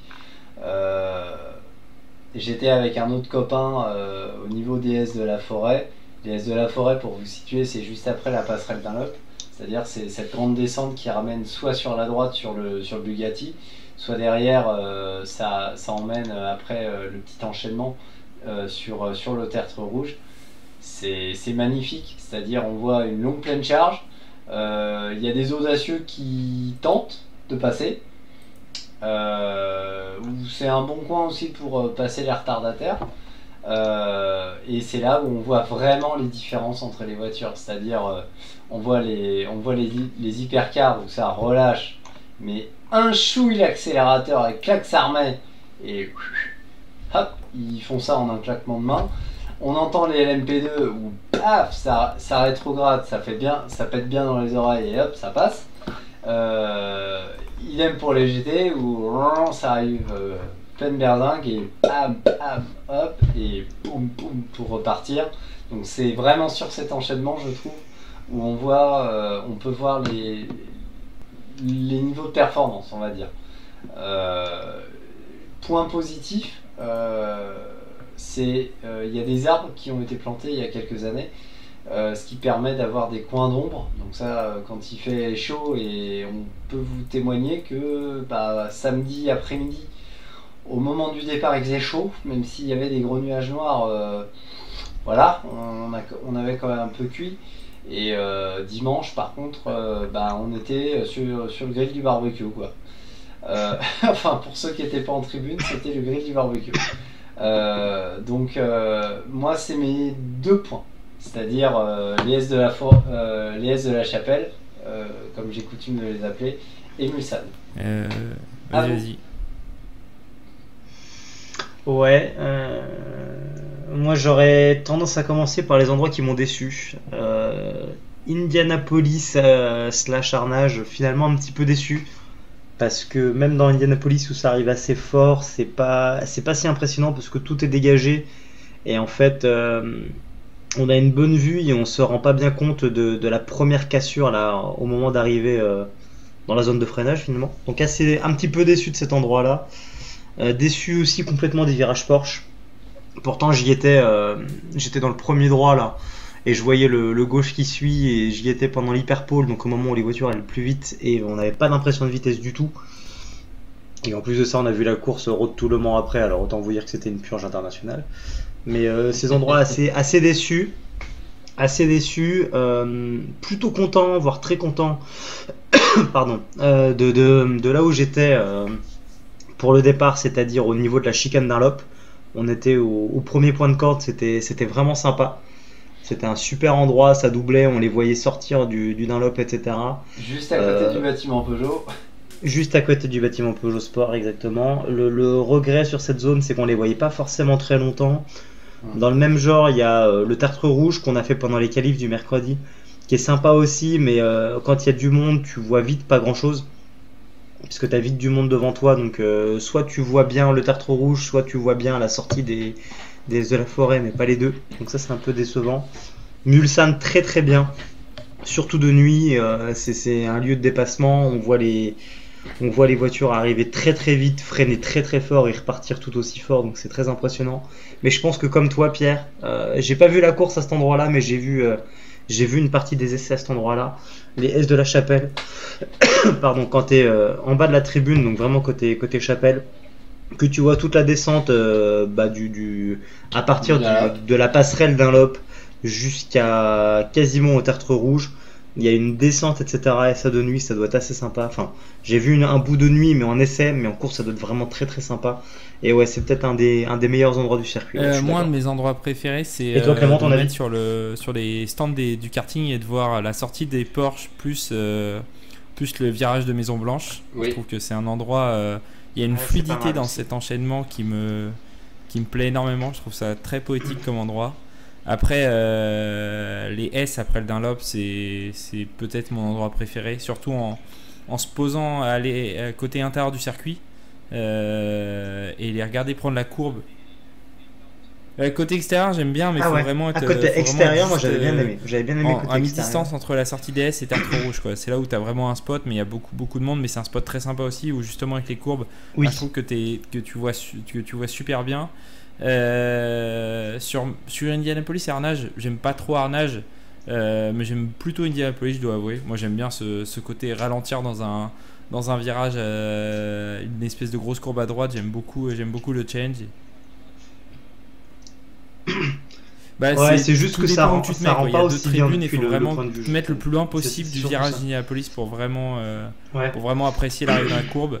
Ouais, bah Ah, oui, peut-être, au point de parce corde, que effectivement, c'est beaucoup Moi moins, j'étais c'est quasiment au beaucoup moins point de sympa. corde d'Indianapolis. Après, j'aime bien entre les deux virages, justement, Ah, cette petite peut-être, zone où tu es ouais. vraiment collé à la piste et c'est là où tu es le plus proche du circuit pour voir les voitures. Et là, c'est très très impressionnant. Et sinon, sinon le spot qui est le moins sympa, je trouve, tu as raison, c'est l'entrée du Porsche. Moi, j'aimerais beaucoup qu'il y ait une tribune en sortie du Porsche, enfin en sortie des deux premiers Porsche. Je trouverais ça extraordinaire, mais c'est un camping privé. Ah, Nous peut-être, ne pouvons ouais. pas y rentrer et ça, c'est bien dommage. Voilà. Ouais, je suis d'accord. Absolument. Ouais, puis en plus, t'as la route à ce moment-là, tu passes au-dessus de la Non, mais départementale. c'est pas très simple. Et donc, pour rajouter une tribune, c'est pas forcément faut ça. voir si ce camping privé peut pas être. Enfin, c'est très compliqué hein, parce qu'à chaque fois, c'est beaucoup de monde et ça rapporte beaucoup d'argent. Et c'est un camping qui est trusté par les Anglais. Donc, effectivement, je comprends qu'ils le gardent à chaque fois, mais ça gâche un peu un potentiel point de vue pour les spectateurs. Mais à part ça, ouais, il y a beaucoup. Enfin. Comme à chaque fois hein, sur le circuit, je trouve pas de mauvais spots en fait. Je trouve que t'as beaucoup d'endroits où beaucoup de virages différents et c'est très varié. C'est pas que les unodières et des grandes lignes droites. T'as toute une partie qui est très courbée et très poétique et je trouve avoir Ouais, de c'est nuit. ça. Vas-y, je disais avoir de nuit, Pendant les- c'est souvent magnifique. Ouais. Moi je Oui, redis vas-y. hein, mais être sur les paddocks du karting et de les voir arriver de nuit, de voir les phares qui sortent du Porsche et qui passent cet enchaînement avec l'espèce de petite chicane de Maison Blanche et le virage Corvette, c'est toujours un grand spectacle. Ouais, je l'ai pas fait de nuit, mais ça doit être pas mal, ouais, t'as raison. Ça, c'est un truc qu'il faudrait que je fasse de nuit. Après, la chicane Motul, donc la dernière chicane, j'y ai passé un peu de temps pendant les essais du ok. jeudi, je crois. Tu passes un bon moment aussi. Parce que tu vois les voitures assez longtemps, il y a souvent des petites erreurs, des petites corrections, etc. Et tu les vois relancer dans la ligne droite principale. C'est pas le meilleur endroit, mais tu peux pas dire que tu passes un mauvais moment. Mais comme tu dis, il n'y a pas de mauvais endroit. Il n'y a pas d'endroit où tu t'ennuies, il n'y a pas d'endroit où il y a toujours un truc à voir, c'est toujours intéressant. Et par contre, ce qui est marrant, c'est de voir que les endroits les plus intéressants de ce qu'on peut voir en on-board ou pour ceux qui jouent un petit peu aux jeux vidéo peuvent ressentir, c'est pas toujours les meilleurs endroits d'un point de vue spectateur. Donc comme quoi, c'est vraiment deux choses très, très distinctes. Et c'est là où il faut se méfier sur les qualités de bons ou mauvais circuits. C'est pas toujours les circuits, les endroits les plus intéressants d'un point de vue pilotage qui sont les plus intéressants d'un point de vue spectateur. Donc ça c'est assez intéressant à voir. Pour Tu terminer t'en rends pas forcément cette émission, compte, messieurs, tu vois. j'aimerais vous poser une dernière question auquel j'ai déjà la réponse puisque c'était mon cas cette année, mais prendriez-vous une place en tribune plutôt qu'en enceinte générale l'an prochain? J'explique mes arguments, je vais vous laisser répondre même si je connais un peu votre réponse, mais cette année j'ai fait pour la première fois en tribune parce que j'en avais marre d'arriver à 9h du matin, voire avant, pour avoir une belle place sur le circuit. Là, j'ai pu aller me promener dans les paddocks jusqu'à 15h. Je suis revenu juste pour le début de la cérémonie. Et au paddock, il n'y avait absolument personne. Tu parlais tout à l'heure à midi que tu n'avais pas mis beaucoup de temps à revenir depuis le shop Ferrari. À 15h, j'étais au shop Audi et Porsche et il n'y avait absolument personne. J'étais tout seul. C'était très très tranquille. J'ai pu passer dans les allées, aller rejoindre ma place tranquillement. J'aurais même pu aller manger puisque les stands étaient vraiment vides à 15h, les stands de bouffe. Donc ouais, rien que pour ce confort du départ et de l'arrivée, je reprends une place en tribune tous les jours. Moi, ça m'a détendu sur mes 24 heures. J'ai beaucoup plus profité du samedi matin que ce que j'aurais fait si j'avais pas eu de tribune. Mais je vous laisse me dire si vous feriez maintenant la même chose. Je te laisse t'exprimer, Thomas, vas-y. Ouais, parce que ce qu'il faut dire, c'est que Pierre et moi, on était en enceinte générale. Donc, comme je l'ai dit rapidement tout à l'heure, moi, pour le samedi, j'ai essayé de conserver de la place pour quelques personnes. Et pour faire ça, je suis parti du camping à 7h-5. Et je suis arrivé à mon emplacement vers 7h30, 7h35. Et j'ai pas bougé de là, à part pour aller une fois aux toilettes et une fois au merch, j'ai pas bougé jusqu'à 20h. Donc c'est un peu long, mais c'est entre guillemets le prix à payer pour se garder une place. Sauf que comme tu l'as dit, derrière il y a un moment où ça devient compliqué, hein, parce que quand t'as déjà la semaine dans les pattes et quand tu te lèves tôt, la nuit elle peut être longue parfois. Moi c'était ma première, du coup je savais pas du tout. J'étais jamais venu au Mans, donc je savais pas du tout, et c'était pas forcément la pire année pour faire ça, dans le sens où on peut pas vraiment dire qu'on a eu des moments où on a cuit plus que ça. À partir de 11h ou midi le dimanche peut-être, mais avant ça s'est bien passé. Les 18 premières heures, on peut pas dire qu'il faisait un temps exécrable, en tout cas là où j'étais. Donc, pour répondre à ta question, oui, tribune obligatoire. Effectivement, à refaire, ce serait tribune, surtout s'il pleut beaucoup, s'il fait très chaud, et comme tu l'as dit, pour pouvoir se pointer un petit peu au dernier moment en tribune, et puis être plus cool le matin, se lever un peu plus tard, etc. J'aurais pas craché sur 2 heures de sommeil en plus. Maintenant, la question est quelle tribune? Ça, je sais pas, parce que autant moi j'ai vraiment adoré le fait de démarrer la course côté Dunlop. J'ai trouvé ça exceptionnel. Donc il y a la tribune en face là qui est pas mal, qui permet de voir un bon bout et de voir la sortie côté passerelle Dunlop. Le problème de ça, c'est que tu vois pas forcément l'arrivée. Donc c'est un petit peu dommage. Mais côté arrivée, on va dire que tu vois l'arrivée, mais le départ est pas forcément impressionnant. Donc c'est là où je suis pas arrêté. Mais oui, tribune obligatoire pour moi, ne serait-ce que pour les... Ouais, comme tu as dit, le confort d'arriver au dernier moment, le soleil, la pluie quand il y en a beaucoup. Et ouais, après, rien n'empêche d'aller faire tous les autres spots pendant les 24 heures. Et tu sais qu'à n'importe quel moment où tu reviens, tu auras ta place à toi qui sera gardée au chaud et tu es censé trouver personne dessus. Donc ouais, je suis d'accord. Et l'écart de prix est pas non plus faramineux. Enfin, c'est du simple au double, mais ce qu'il faut avoir en tête, c'est que l'enceinte générale pour toute la semaine, c'était 89 euros. Donc pour moi, ça me paraît pas, quand on compare à de la F1 par exemple, ça me paraît pas hors de prix. C'est certes un budget parce qu'à côté, il faut compter le camping qui coûte quasiment aussi cher. Si vous voulez compter de manger un petit peu sur le circuit, prendre un petit peu de merch, etc., la note peut un petit peu monter. Mais si on parle juste de l'enceinte, enfin de l'admission générale, pour moi c'est pas hors de prix, et même en tribune on doit arriver sur quelque chose comme 190 euros. En tout cas c'était les prix cette année de mémoire. Ça me paraissait pas hors de prix, et à refaire, je regrette pas le choix que j'ai fait, mais à refaire pour les années d'après ce serait tribune.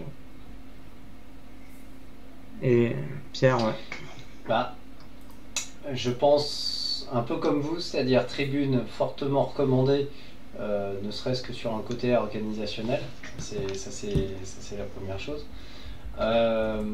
Ensuite, en fonction, par rapport aux contraintes météo, c'est-à-dire quand on est dans l'enceinte générale, pas simple par moment de trouver des coins ombres ou de trouver des coins frais. C'est vrai que j'avais pas pensé ça, mais c'est aussi un argument, t'as raison.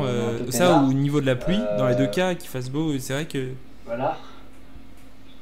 Oui, non, mais. C'est pour ça. Vous avez raison. C'est pour ça que je disais le soleil et la pluie. Hein. Enfin, pour l'anecdote, moi j'ai vécu 2010 en Allemagne, au Grand Prix d'Allemagne de F1. Pour ceux qui s'en rappellent pas, le vendredi, le samedi matin, il y a plus des trompes d'eau. J'étais bien content d'être au sec. Et le dimanche, il faisait 35 degrés. Il faisait 35 degrés à l'ombre. J'étais bien content d'être en tribune à l'ombre. Donc un peu la même chose. Là, cette année, on a une édition plus cool niveau météo au Mans. Donc ça me fait pas regretter. Ouais, mais oui, après, Pierre, pardon, je t'ai coupé. Après, ceci dit, on a eu de la chance, nous là où on était sur la ligne droite de départ-arrivée, quand c'est tombé, ça n'a pas duré longtemps. Oui. Ça aurait duré, je pense qu'on se serait dit, ouais, quand même, la tribune, ça aurait été pire quand même. Ouais, je pense. Donc, non, il y a ce côté-là. J'ai même, moi je sais pas vous, mais j'ai constaté qu'il y avait des places en tribune qui. Au moment du départ, il n'y avait pas une place dans ma tribune. Alors pendant le départ. Ah non. Alors effectivement, une demi-heure avant et une heure après, il y avait des places vides. Il y avait peut-être 15 ou 20% de la tribune qui était vide, mais au départ, il y avait absolument aucune Ouais. place de vide. Et même au moment de l'arrivée, ce que j'ai zioté, j'ai pas vu beaucoup de places vides. D'accord, ok. Donc, non, ça après. Et ce qu'il faut voir, c'est que voilà. les gens restent pas 24 heures à leur place. Non, c'est non, normal. non. Ça, c'est. Non. Pour moi, le confort de la tribune, ça se limite, ça se limite aux premières heures de la course et aux dernières heures de la course. Et quoi, aux c'est tout. dernières heures, on est d'accord. Et non, après, bon, je vous rejoins, c'est-à-dire qu'il faut bien choisir. Moi, je serais plus tenté par, du côté des S de la Chapelle, je dirais pas non sur la ligne droite de départ-arrivée. Après, ça représente quand même un certain budget. Donc à voir. À voir. Après, sinon, il nous reste à avoir plein de vues, à devenir célèbre. Et on Ouais, sera mais est-ce que peut-être tu invité vois par mieux la un course? producteur, Moi, je sais pas. Moi, un jour, on c'est sait comme en pas. F1, les mecs qui sont dans les fonds des stands, j'ai jamais compris ça. Vraiment. Ah, t'es Ah bah, t'es écoute- au-dessus des stands. écoute, en tout cas, j'étais avec Thomas un bon moment à côté du Dunlop. Les gens chez Peugeot, apparemment, bon, il y en avait beaucoup qui étaient plus absorbés par le téléphone que par ce qui se passait en piste. Mais j'aurais bien aimé les voir quand à un moment donné la 93 et la 94 menaient à la danse. Ouais, ça, Je c'est pense moi, qu'au-dessus c'est des stands, t'as une vue mon prochain incroyable sur objectif, les c'est de arrêts. prendre une place au-dessus des Ouais. stands que je trouve vraiment un spot, un très bon spot. Ça, et puis sinon dans l'hospitalité alpine qui est à la sortie des stands et qui a l'air pas mal aussi. Mais les stands, c'est vraiment mon petit dada, ouais. Oui. Je voulais te demander, je voulais te poser une question, Clément. Le point, comment dire, l'emplacement pour Alors, je ne sais les pas rédacs, du tout. presse, Je ne sais pas etc. du Il se trouve à quel endroit dans le circuit? Pour moi, c'est entre la tribune qu'il y a au-dessus des stands et les stands. Il y a une zone là, quand on regarde les stories des différents influenceurs qui ont pu s'y trouver, la zone était là pour moi. Donc en fait, t'es juste au-dessus des stands et en dessous de la tribune. Pour moi, c'est là. D'accord, ok. Un Ça peu marche. comme tous les circuits au final, hein. Si tu te rappelles à Manicourt quand on y est allé l'année dernière, Oui. tu vois toute une zone vitrée là au-dessus des stands et en fait C'est ça. tous les circuits sont à peu près configurés pareil je pense. Hmm. Et toutes les hospitalités, toutes les points presse en tout cas sont là. Eh ben, écoutez, messieurs, je pense qu'on a fait le tour de ces 24 heures du Mans en un peu plus d'une heure. Alors, on n'a plus que 23 Ok. émissions à faire comme ça et puis on aura fait le tour. Si, Vas-y. Si, il y a peut-être une dernière question qu'on aurait pu poser. C'est Vas-y, Thomas. vous messieurs, quel a été votre meilleur moment de la course? Quand Yarakawa se plante. C'est une très bonne. Alors, je vais être plus fair-play, je vais dire l'arrivée. Le soulagement de l'arrivée. Le soulagement de l'arrivée parce que. Avec la enfin, vague rouge, la vague rouge sur le circuit. Alors, la vague rouge était une vague rouge Toyota. C'était pas une vague rouge Ferrari parce que je pense que sur les 4, 5, 6 dernières éditions, Toyota devait arroser de drapeaux parce qu'on va pas se mentir, il n'y a pas autant de fans de Toyota dans le monde. Autant des fans de Porsche, des fans de Ferrari et même des fans de Peugeot en France. Non, Il mais va y ils en étaient en avoir train à de balle. distribuer des Des drapeaux fans de partout Toyota, dans il n'y en a le- pas autant dans que les ça. Donc quand coursives, on voit plus de drapeaux Toyota pendant la que de course. drapeaux Ferrari. Partout. Ouais, donc voilà, ça m'étonne pas. Ça m'étonne pas du tout. Donc je pense que c'est pour ça qu'il y avait une vague rouge Toyota. Mais ouais, le moment de l'arrivée, il y avait le soulagement. Enfin, c'était très tendu depuis 10h du matin. Parce qu'il y avait justement ce jeu de chat et de souris entre les deux premiers, la Ferrari et la Toyota. Il y a eu 2 fois où la Ferrari est pas repartie pendant presque 1 minute et c'était très très très très long. Donc le soulagement de l'arrivée et de voir la voiture passer, c'était presque le meilleur moment. Mais et puis derrière le bain de foule au pied du podium avec la Fratelli d'Italia, c'était vraiment un super moment. Mais je peux pas dire que j'ai passé un mauvais moment à aucun moment.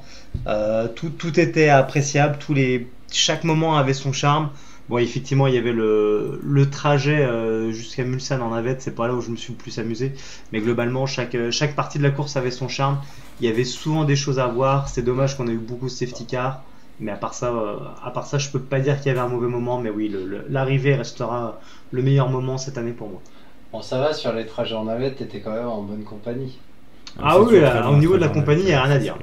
C'était Moi, mon moment préféré, en vrai, c'est aux alentours de 20h quand la 38 s'est retrouvée en tête. elle qui partait de derrière. Et c'est là où j'ai commencé à me dire, ok, là on a une course sympa, c'est si à 20h, alors on avait fait que 4 heures de course, on a déjà l'ordre qui s'est complètement renversé, ça pouvait être sympa, et les heures d'après n'ont pas été forcément totalement à la hauteur de ça, mais ouais, il y a eu à ce moment-là où j'ai commencé vraiment à me hyper là-dessus. Je trouvais ça très très sympa. En plus, je crois que c'est le moment où la Dino Porsche était en tête en GTE, donc c'était vraiment la foire, la saucisse, des livrets, n'importe quoi. Je trouvais ça très très sympa comme moment. C'était mon moment préféré de la course, à ce moment-là.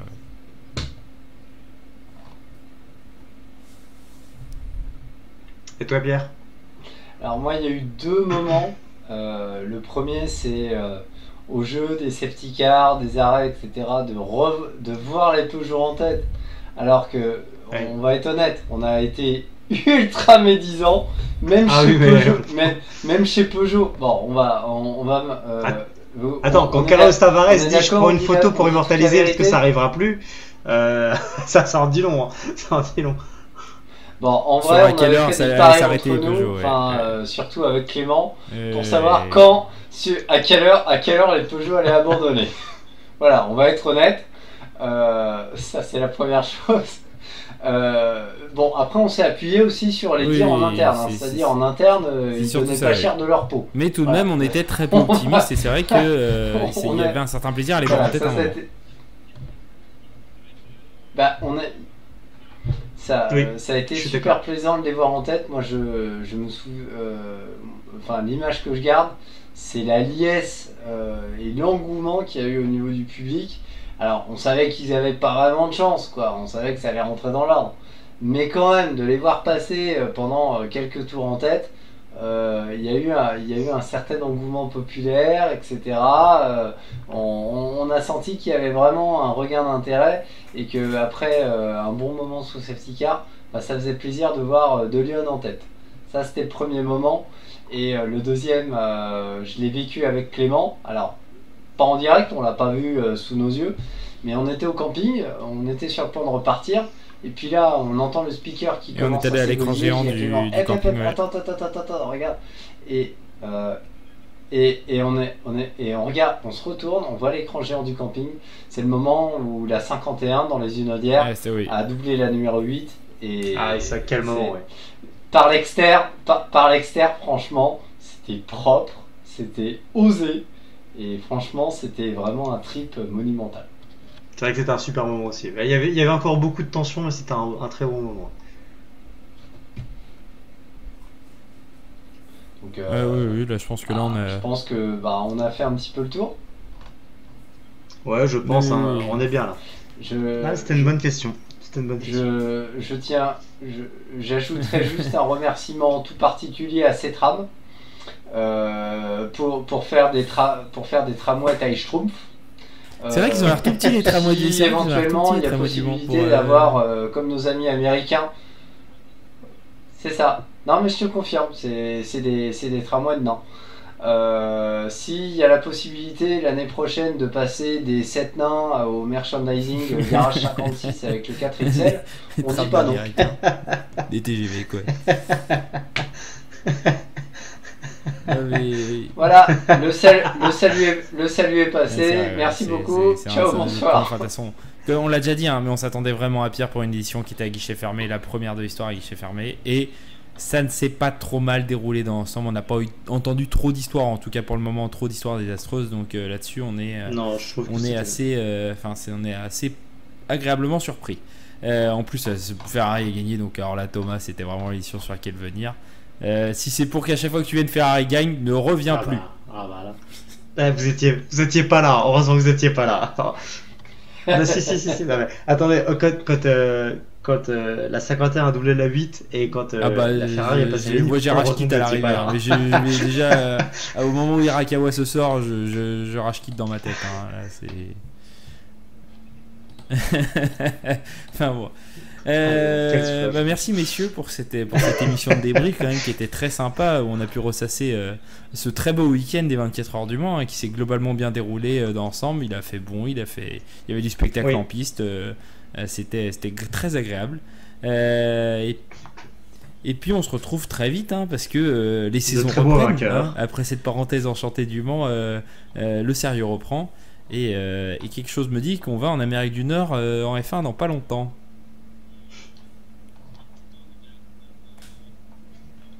Effectivement, Ouais. avec un des plus beaux circuits du calendrier. En tout cas, un de mes préférés, ça c'est sûr. J'espère qu'on va avoir une bonne course. J'espère que Ferrari va amener ses 480. Mais vraiment pas la donner donner à pour Giovinazzi nous en faire F1. pour nous faire une belle paire. Ah non, pas. Ah, par contre, oui, il y a ça aussi. Quand Giovinazzi a pris le volant vers 2h30 de la fin, j'étais pas serein. J'étais content que Pierre Goudy finisse. Non mais parce que Giovinazzi, j'ai vainqueur pas, du Mans. j'avais Il pas faudrait trop qu'on la fasse la foi en liste de ces Giovinazzi. vainqueurs du Mans qui ont une carrière en F1 assez loufoque. Pour le coup, Giovinazzi, entre ses carrières en F1 et ses carrières en Formule E, quand il est arrivé en Endurance cette année, on s'était dit c'est un peu la dernière chance. Et là, il gagne le Mans. C'est quand même une très belle histoire pour lui. Vraiment. Bon, on fera un jour parce qu'il le Marcus bilan Ericsson de aussi. la carrière des Qui- équipiers de qui Charles gagne Leclerc aussi, 1500. Oui, bah oui. pour se C'est faire clair. du mal. Giovinazzi, il n'a pas vraiment été coéquipier Eh de, oui. de Charles Leclerc. Enfin, il était Ils ont test driver. chacun leur pied dans la. Non, il était test driver, mais bon, c'est Mais, à peu près lié, quoi. Mais je suis d'accord avec toi, ils ont pas été vraiment équipiers. Mais ils ont un pied dans la triple couronne, ce que n'a pas encore Charles Leclerc. Ouais. Magnifique. Magnifique. Messieurs, merci pour cette émission. Merci à toi, Clément, merci à tous. Et puis, on se dit à très bientôt pour une prochaine émission 2021. Salut à tout le monde. Salut, Salut. à très bientôt. Rendez-vous pour le Grand Prix du Canada ce week-end. Ciao.